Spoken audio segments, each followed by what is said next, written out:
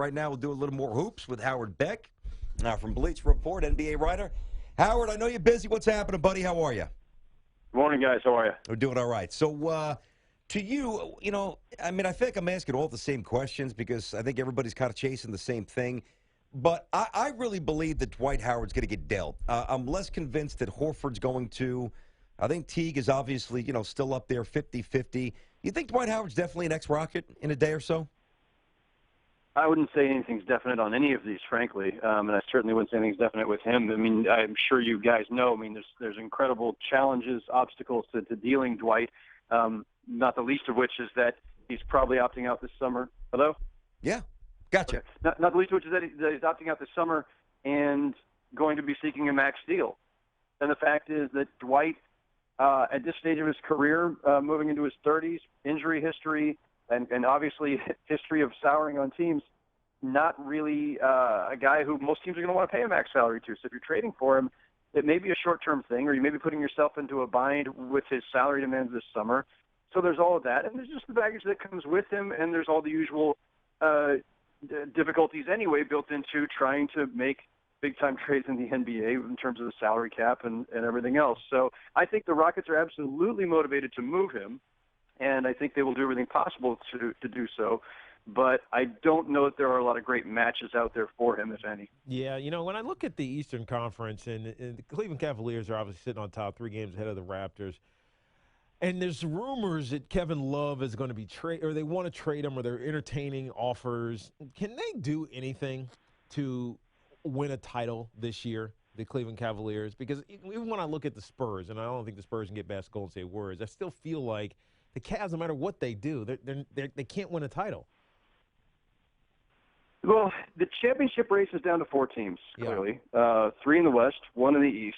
And that's pretty much it. I think most people would agree on that. Where the Cavaliers would be in that pecking order, hard to say, but they at least have the best path to the finals. And then you do once you get there, anything can happen. But, the Cavs are the overwhelming favorites come out of the East. They don't have to deal with the Thunder or Spurs or Warriors to get there. So they've at least got that in their favor. They could use some reinforcements up front. They could use another shooter. But, their big 3, they feel pretty confident in still. And Kevin Love, before the All-Star break, that last couple of weeks, once Ty Lue became the coach, Kevin Love was getting more involved again. And the whole key to that Cavaliers team, once LeBron came back and they made the trade for Love, was, does that big 3 make sense? Will they mesh well together? Because, these things are never just about talent. It is about chemistry, and it is about trying to maximize the talent that you've brought together, and you've got 3 max guys. I think Lou clearly is making a bigger effort to involve Love, and Kevin Love was among the, I think, most unhappy with Blatt, especially last season.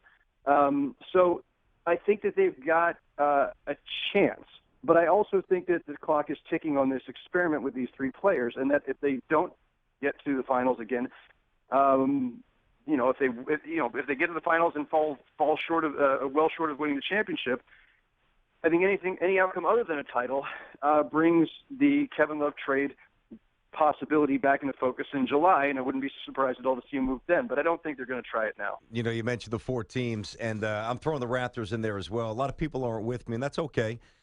Terrific backcourt, top 5 defense, good home court advantage, went on the road quite a bit. I don't know if they could get themselves a stretch 4 if they could add, but if they can add anything that with a veteran presence, I'm telling you what, man, I think the Raptors could beat the Cavaliers. I don't know why everybody's kind of pushing them through to the finals. It's like, oh, nobody's going to beat the Cavaliers. Does anybody watch the Raptors? They're good. Right, so here's my Raptors take, because I'm not that far off from where you are there, Brandon. Okay. I think that Toronto is being sold short. I think that they are very, very good.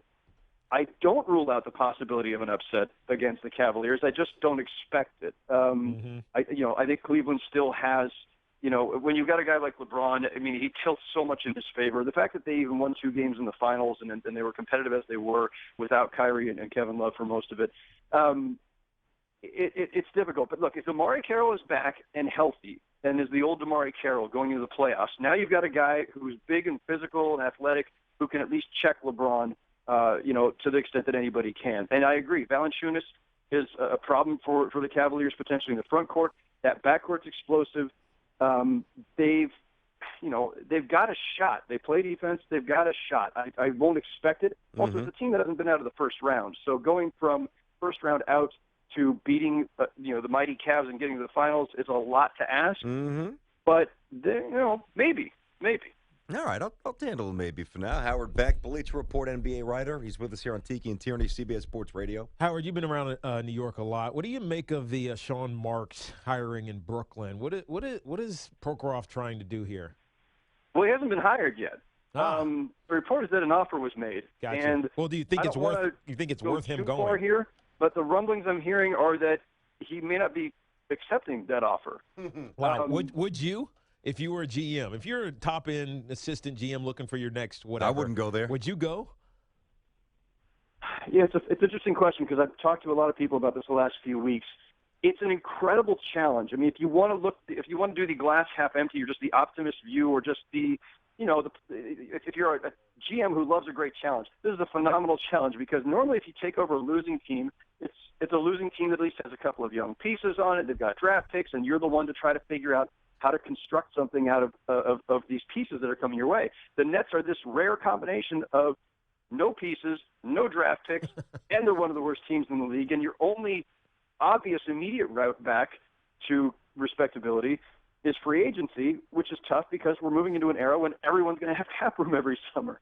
So it's a tremendous challenge. It also, you could look at it as utterly hopeless for the next couple of years because of the lack of draft picks.